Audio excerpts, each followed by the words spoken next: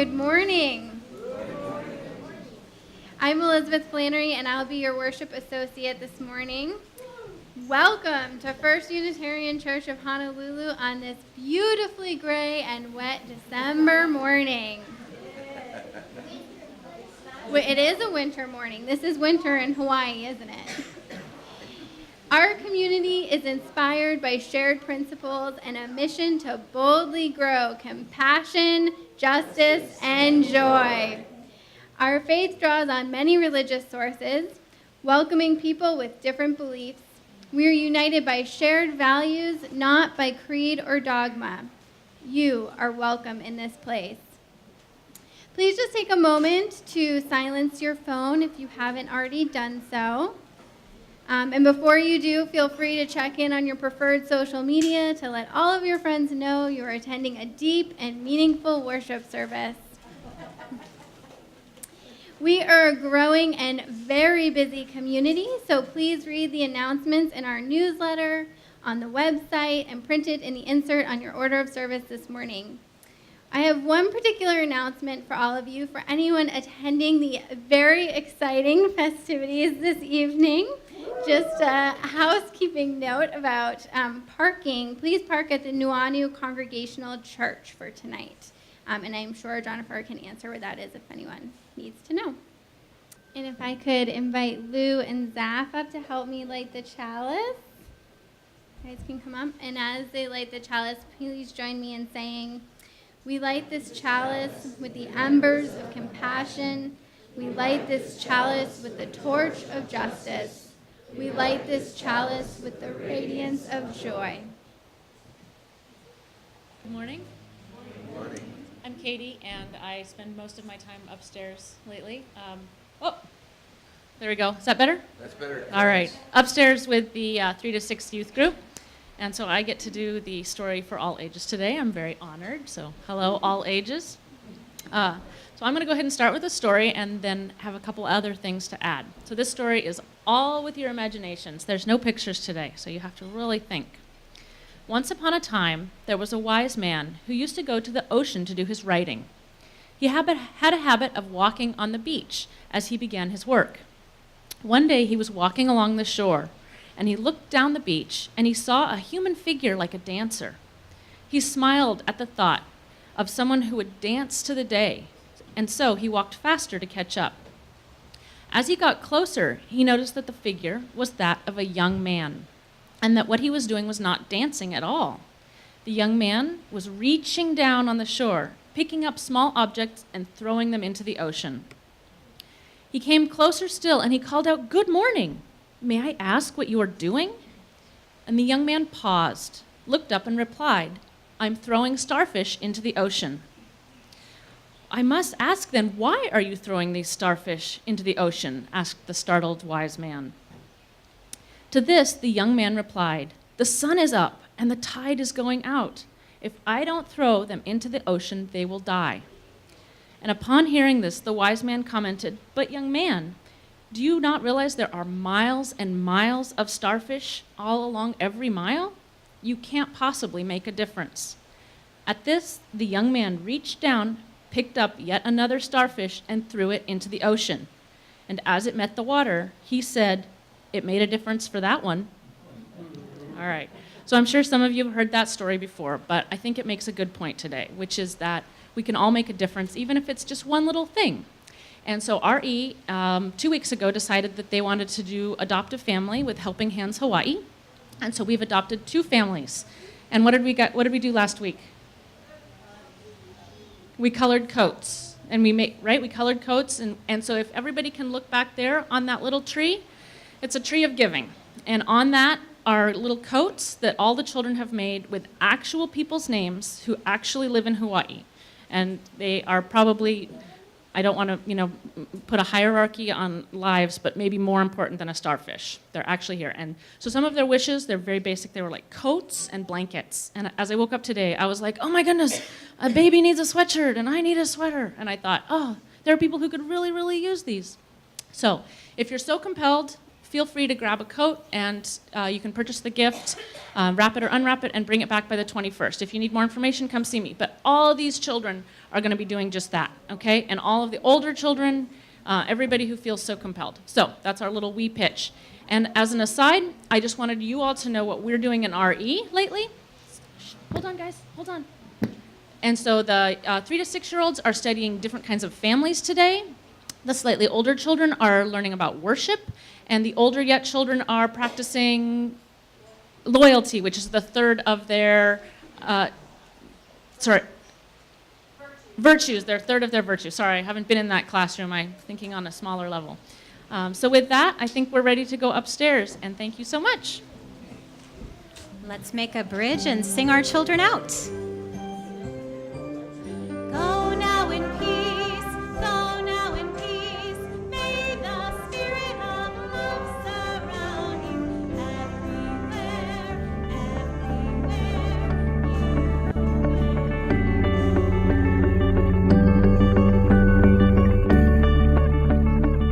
How many of you, when you read the newsletter and saw that for the whole month of December, we were going to be talking about silence, you were just absolutely thrilled and couldn't get yourself to church in the morning? Show of hands. Well, there were a few more in the 9:15 service, but that's probably because that's the meditative, silent service that we had. But nonetheless, I know I was thrilled to have a worship about silence, because that would mean I would have very little sermon preparation to do. All I would need to do is stand up here and be silent. That, after all, is how I'd be able to practice what I preach. Yeah? All right, so here we go. Just kidding. Silence, indeed, has had a bad rap, especially in the Western world. After all, what do we associate when we hear the word silence? There's usually an adjective that comes before it, like awkward silence. Ever hear about that? And don't you know that that's part of the reason why whenever you tune into the radio or TV, there's something called dead airspace that you want to avoid as much as possible. And so it seems that we human beings, the way we lived our lives, often seems to mirror that.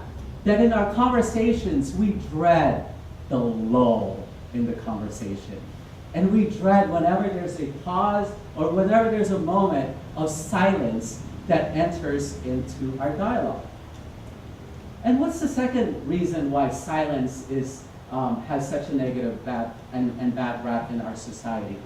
Ever notice that when someone gets mad at you, they give you what? The silent treatment. That's when you know, ooh, you're really in trouble. Because they're not even yelling at you, they're not even using words to describe how they feel, they're using the deadly weapon of silence. I'm sure none of us have ever received a silent treatment from our loved ones, ever, right? And there's a third element to it, actually, and it was described by this group called Simon and Garfunkel. I'm not going to date you to raise your hand to see if you've ever heard of this group or not, this singing duo. But back in the 70s, this is actually where I stole the title of the sermon from, Echoing the Sound of Silence. They wrote a song called The Sound of Silence. And here's a couple verses from that song. And in the naked light I saw, no, I'm not going to sing it, Margaret. In the naked light I saw 10,000 people, maybe more. People talking without speaking. People hearing without listening. People writing songs that voices never share. And no one dared disturb the sound of silence. Fool, said I, you do not know. Silence like a cancer grows. Hear my words that I might teach you. Take my arms that I might reach you. But my words, like silent raindrops, fell and echoed in the well of silence. Powerful words. And I kid you not, there's so many websites out there that try to interpret what Simon and Garfunkel mean by this vision. And sometimes whenever I hear that silence like cancer grows, it has such a negative connotation. as if, the worst nightmare that one could have is people talking without speaking and hearing without listening, as the words to the song says. And so what does it mean for us to be so disturbed by silence?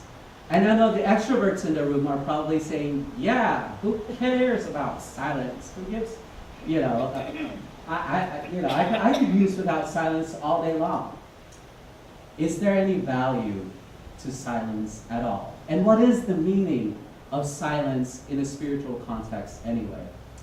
Well, years ago when I was in seminary, I was taking a class on nonviolent communication and conflict transformation. And I found out from that class that over 90% of how we communicate with each other is nonverbal. So just the raising of an eyebrow, for example, could have many different connotations to it, could it not? And silence itself could be filled with so many meanings and so many different emotions. So it's not just anger when we're silent, but sometimes we are so shocked that that induces us to silence.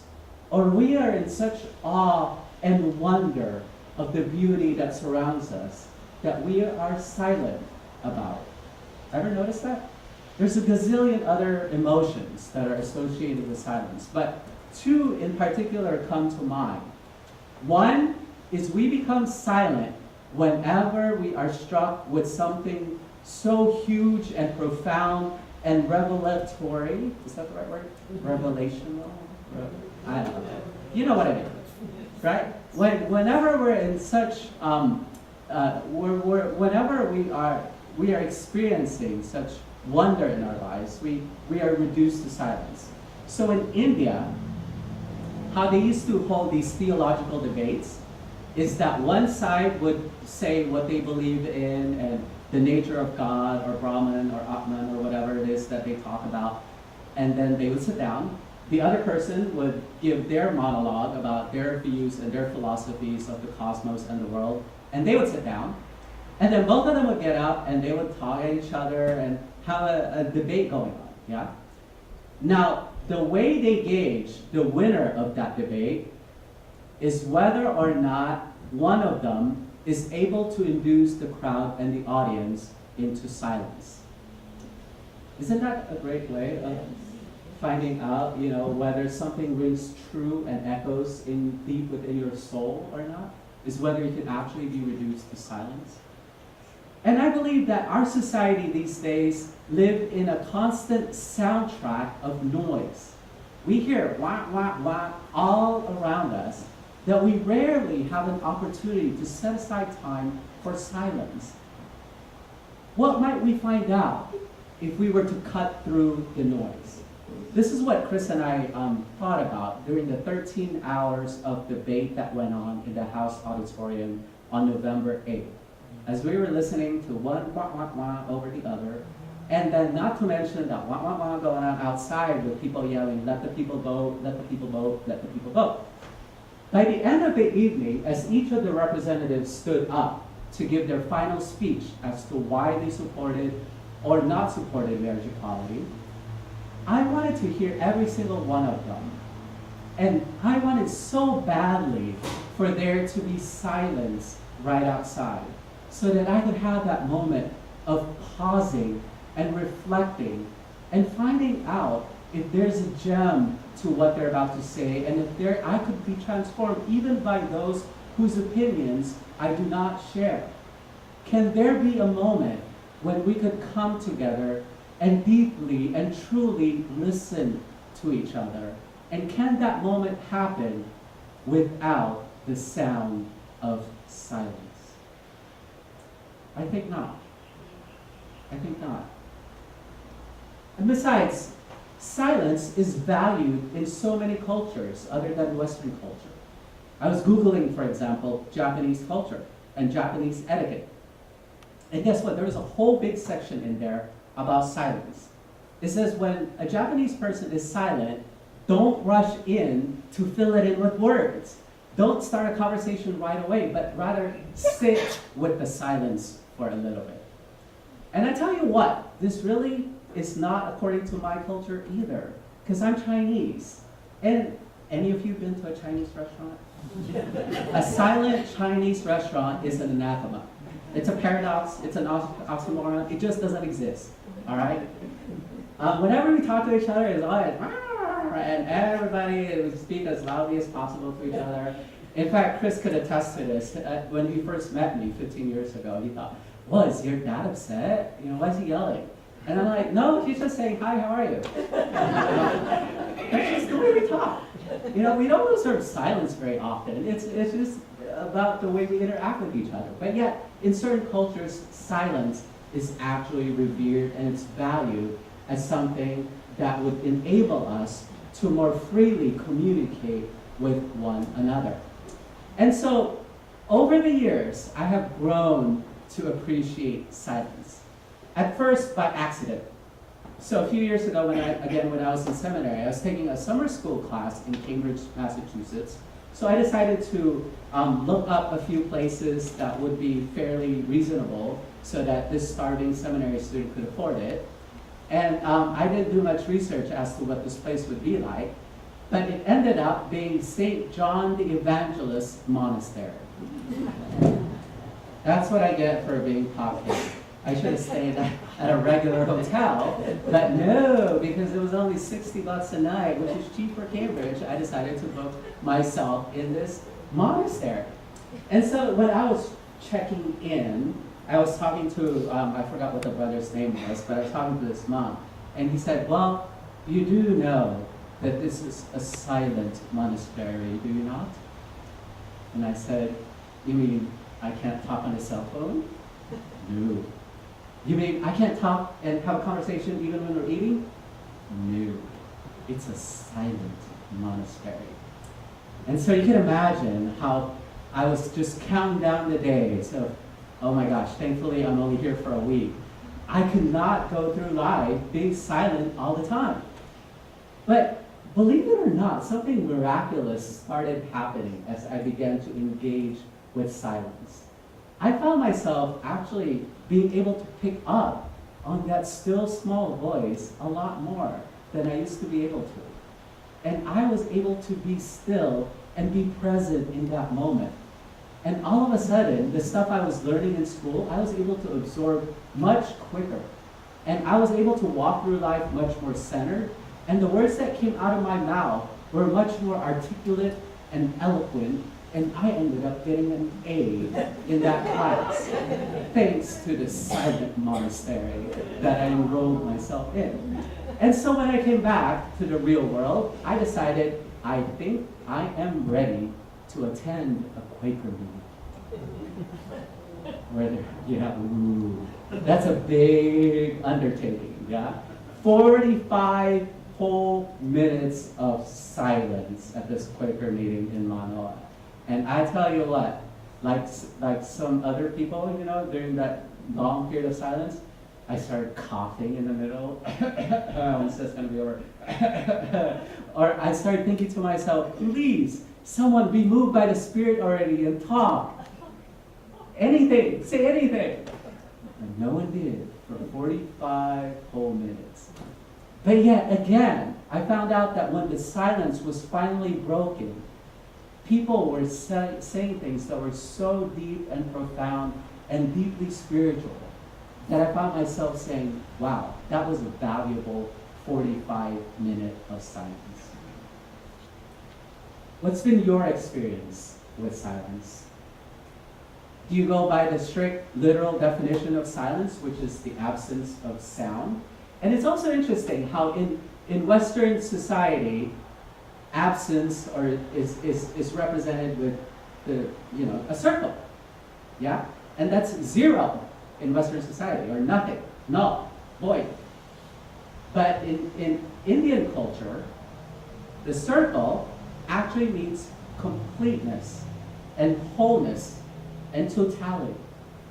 What a drastic difference from zero to wholeness and totality and fullness. And what if we were to view silence that way? That it's really not an empty time in our lives, but what about pregnant pauses? How about the fact that silence is very fertile and fecund? Is that what I'm saying? Fecund? Fecund? I don't know. It's all English to me. So what if we were to view it that way? That there's such fullness whenever we engage with silence.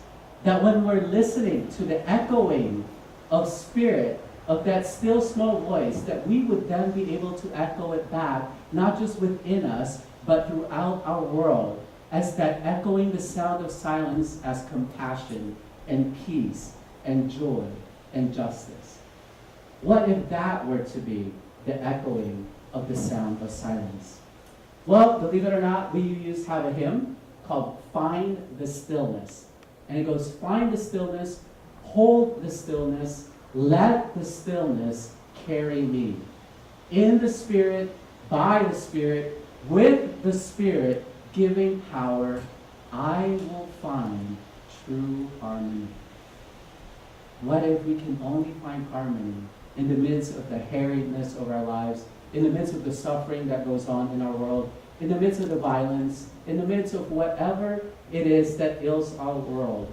That what if we find that we could only echo the sound of silence, and that would bring about transformation? Wouldn't that be a spiritual practice worth engaging in?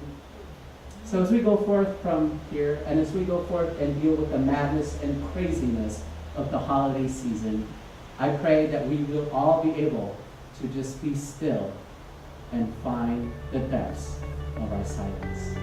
May it be so.